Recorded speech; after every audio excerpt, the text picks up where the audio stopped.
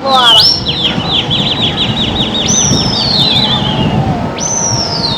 कोई चिकारे मार रहा है, कोई आवाज़ें लगा रहा होता है, बस अपना अपना एक हिसाब किताब है। सबसे बड़ी बात ही जीता हूँ ना मैं वो जीता हूँ 3 लाख रुपए की। सदियों पहले शुरू होने वाली कबूतरबाजी आज के दौर में सिर्फ शौक ही नहीं बल्कि कई लोगों की आमदनी का जरिया भी बन गई है। यूं तो कबूतर पालने का शौक सदियों से चला आ रहा है, जिसमें लोग कबूतरबाजी के साथ साथ आला नस्ल की खूबसूरत कबूतरों को घरों में रखकर उनकी गुटरगू से रौनक लगाया करते थे। लेकिन गुजरते वक्त में बुलंद बाला इमारतों और बढ़ती हुई महंगाई ने कबूतरबाजी के शौक को भी महदूद कर दिया है। हैदराबाद में कबूतरबाजी करने वाले नौजवान अब सिर्फ अपना शौक ही नहीं बल्कि कबूतरबाजी करके 2 पैसे कमा रहे हैं। बेरोजगारी की वजह से हालात ऐसे हो गए हैं कि लोग बा काम नहीं है, कारोबार नहीं है, इसलिए हम ये कबूतर लेकर आते हैं, इन पे खर्चा करते हैं, इनको बादाम पिस्ते ये चीज़ें खिलाते हैं, फिर इन कबूतरों से शौक करते हैं, लड़ाते हैं ताकि दूसरों के कबूतर आते हैं तो फिर हम इससे रोजगार करते हैं। पहले तो फिलहाल ऐसी शौकिया हर छत के ऊपर पलते थे कबूतर।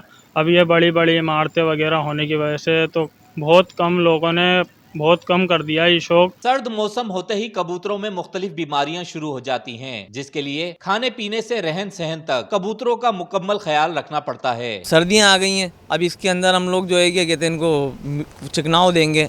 अब बाजरा ले लिया हमने, 2 किलो बाजरा ले लिया, उसके अंदर 1 किलो घी ले लिया असली घी, उसमें मिक्स करके रख दिया एक रात को और फिर दूसरे दिन उसको दे दिया। इस तरीके से खिलाते हैं ताकि ये ताकत में रहेंगे तो फिर चुस्त रहेंगे, बीमारी भी नहीं आएगी और कबूतर अपनी आवाज़ पे उड़ेगा भी। कबूतरबाजी में पैसे कमाने के लिए कबूतरों को आसमान में देर तक उड़ने और अपने हिसार तक लाने की शर्तें लगाई जाती हैं। कुछ बातें ऐसी होती हैं हमारी कि हमारी रेस्ट पे लगती हैं कि भाई कितने लंबे कबूतर जाएंगे और इतनी देर में आनी है। जैसे हम टाइम फिक्स होता है कि आधे घंटे में आने, 1 घंटे में आने, तो 1 घंटे में आने या 1 घंटे से पहले आ गए तो वो हार गया, 1 घंटे में पूरे आए या लेट आए तो फिर हम जीत जाते हैं। अपने कबूतर उड़ाते हैं, जैसे दूसरे के कबूतर उड़े होते हैं तो फिर उन्हों के पास जाके हमारे कबूतर उन्हों से बिल्कुल मिल जाते हैं। उन्हों के कबूतरों के अंदर फिर हम आवाज़ लगाते हैं ना तो फिर वहाँ से आते हैं, जो मतलब दूसरी पार्टी का जो भी कबूतर होता है कबूतरों में हम फिर वो नीचे करके घुमा के कबूतरों में